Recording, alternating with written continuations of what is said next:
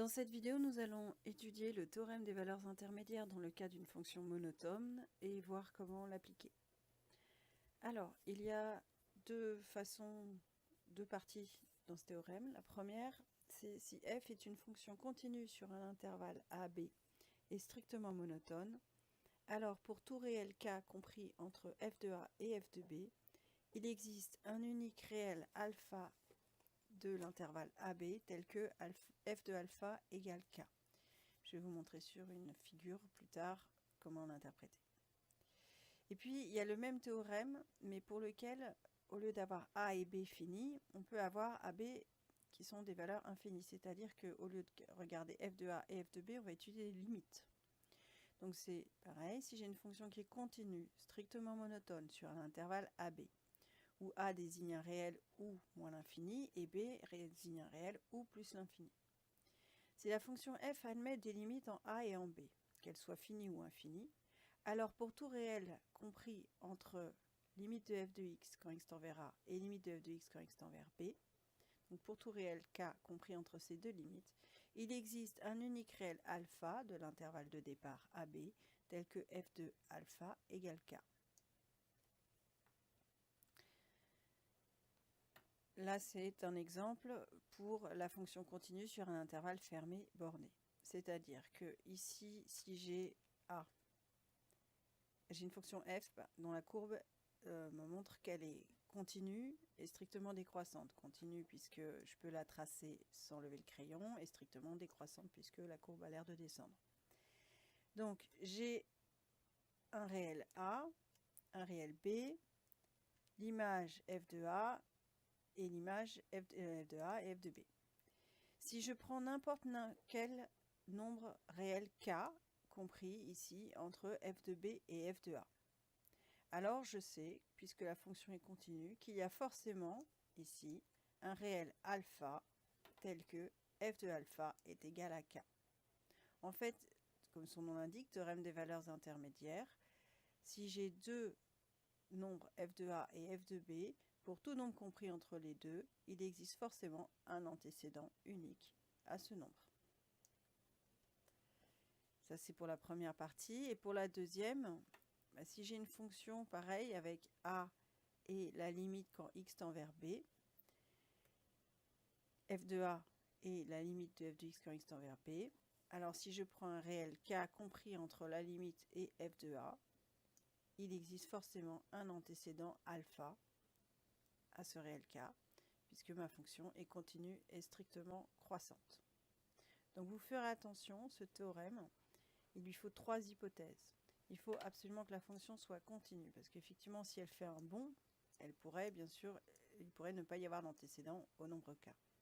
Donc il faut qu'elle soit continue, il faut qu'elle soit strictement monotone, donc croissante ou décroissante, et il faut que le réel k soit compris entre les deux images, ou entre une image et une limite, ou entre deux limites. À cette condition, à ces trois conditions-là, on trouvera un unique antécédent. Vous aurez remarqué par rapport au théorème précédent, le fait qu'elle soit strictement croissante, enfin strictement monotone, me donne l'unicité de l'antécédent. Si la fonction n'est pas strictement monotone, je peux avoir plusieurs antécédents. Et le fait qu'elle soit continue me donne l'existence.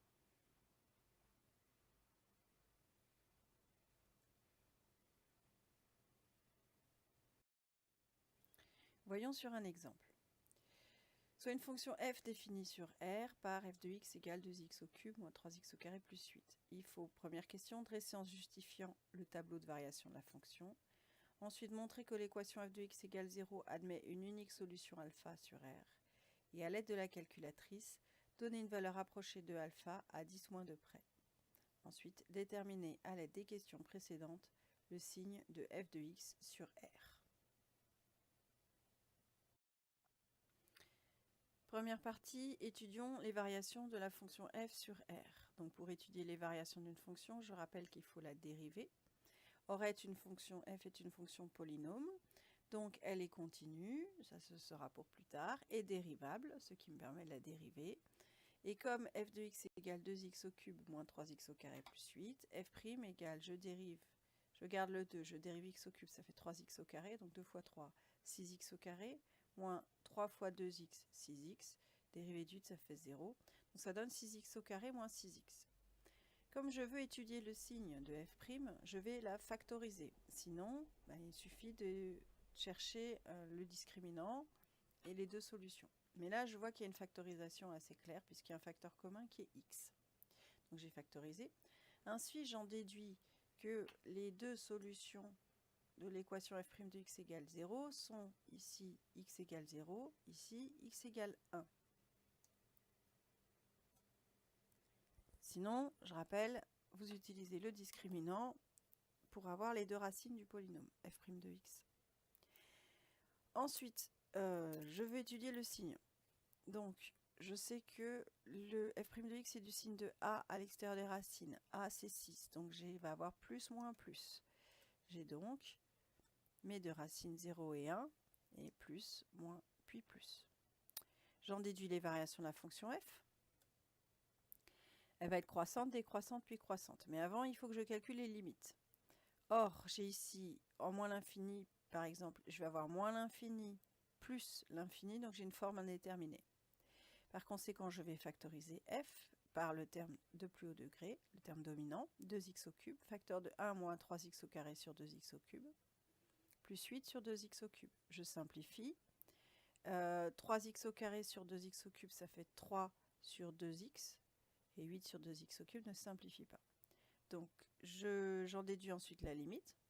Limite de 1, moins 0 plus 0, puisque ce terme-là tend vers 0 et celui-ci aussi. Ça me donne 1. Que ce soit x qui tend vers plus l'infini ou x qui tend vers moins l'infini. Ensuite, 2x au cube, quand x tend vers plus l'infini, tend vers plus l'infini. Et 2x au cube, quand x tend vers moins l'infini, tend vers moins l'infini, puisque cube est une puissance impaire.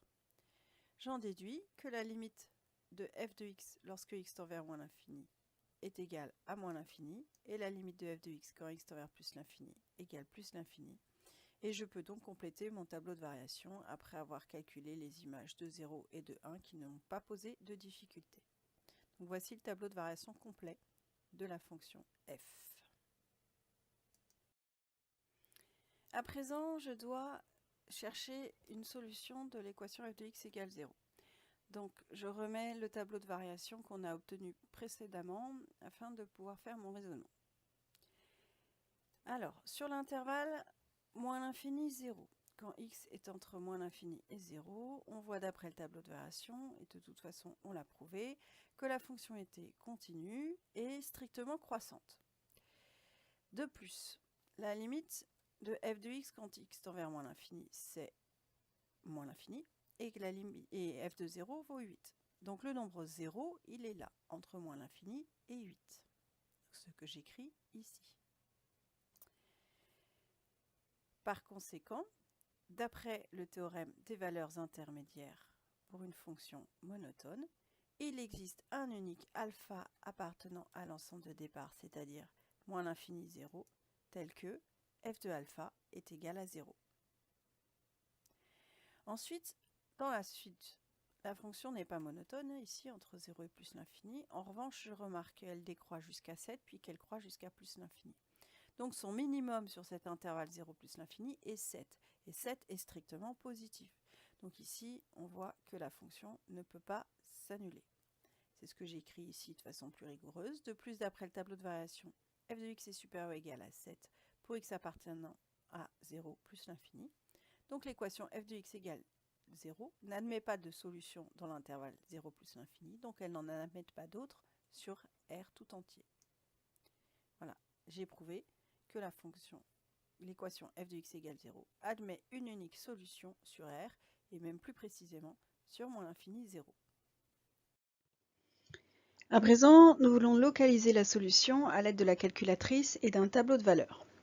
Alors, on a déjà trouvé que la solution elle était entre moins 2 et 0. Donc je commence par faire une table de valeurs. Je rentre la fonction dans la calculatrice et je configure en disant que le début c'est moins 2 et le pas c'est 1. Donc je vais faire de 1 en 1. Moins 2, moins 1, 0, 1, 2. J'observe, je retrouve quand moins 2, f de moins 2 égale moins 20 et f de moins 1 égale 3. Conclusion, la solution est entre moins 2 et moins 1. Donc ça, c'est ce que j'obtiens sur ma calculatrice. Donc ce n'est pas ce que j'écris sur ma copie. Quand je rédige, j'écris simplement que 0 est compris entre f de moins 2 et f de moins 1. Donc alpha est compris entre moins 2 et moins 1. D'accord, on fait attention, hein. C'est 0 qu'il faut observer. Donc 0, il est bien entre les valeurs négatives et positives. Donc si 0 il est entre moins 20 et 3, ça veut dire que alpha, il est entre les deux valeurs de x correspondantes, c'est-à-dire moins 2 et moins 1. Maintenant que je sais que c'est entre moins 2 et moins 1, je veux plus de précision puisqu'on me demande une valeur rapprochée à 0,01 près. Par conséquent, je vais garder ma même fonction, mais changer le pas de la table. Donc, le début, c'est toujours moins 2 et le pas, 0,1. J'affiche et du coup, j'ai les valeurs en moins 2, en moins 1,9, en moins 1,8 et ainsi de suite.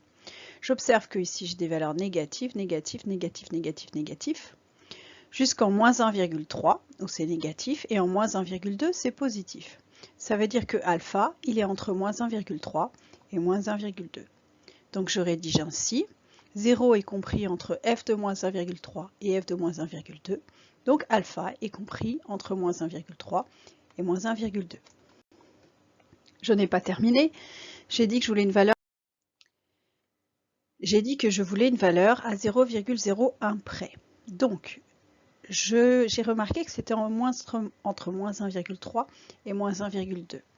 Donc, je rechange ma table. Début de la table, moins 1,3, point, pas 0,01.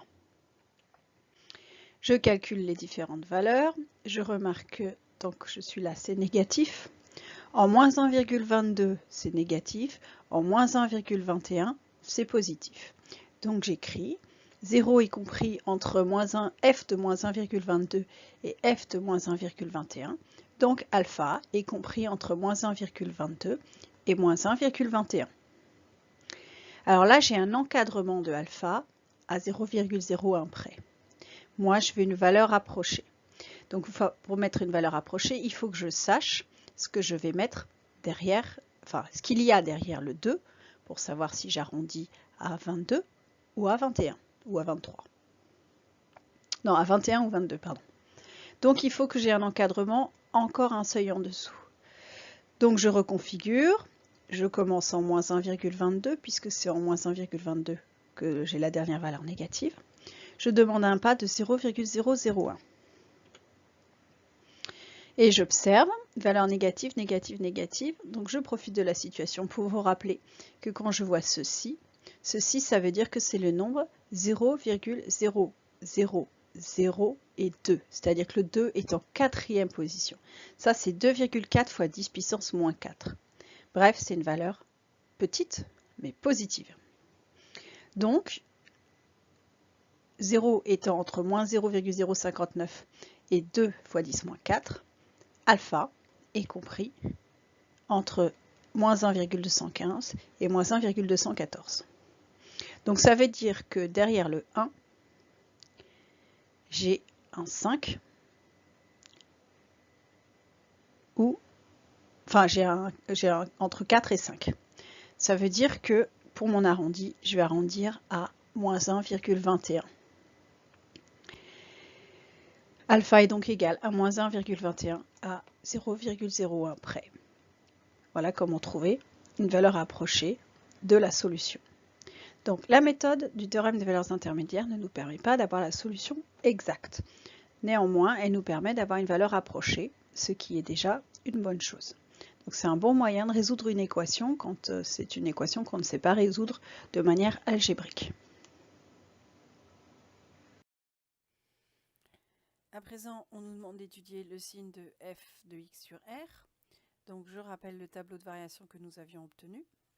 Nous avons trouvé tout à l'heure qu'ici, en alpha compris entre moins l'infini et 0, et même plus exactement à peu près en moins 1,21, on avait f de x qui était égal à 0.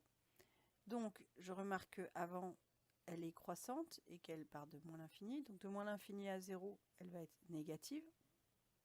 Ensuite, de 0 à 8, f de x va être positif. Enfin, pour x, pardon. Entre alpha et 0, f de x est entre 0 et 8, donc positif. Et ensuite, pour x entre 0 et plus l'infini, f de x va être toujours supérieur à 7, donc positif. Par conséquent, pour trouver le sin de f de x, j'ai de moins l'infini à alpha, on a dit cette zone-là, f de x est négatif, donc je mets un moins. De alpha à plus l'infini, cette zone-ci, f de x est positif. Donc voilà comment on peut étudier le signe d'une fonction à l'aide du théorème des valeurs intermédiaires. Alors, certes, on n'aura pas une valeur exacte de la solution de l'équation f de x égale 0, mais on aura une valeur approchée. Et quand on ne sait pas comment résoudre algébriquement une équation, le théorème des valeurs intermédiaires peut être un très bon outil.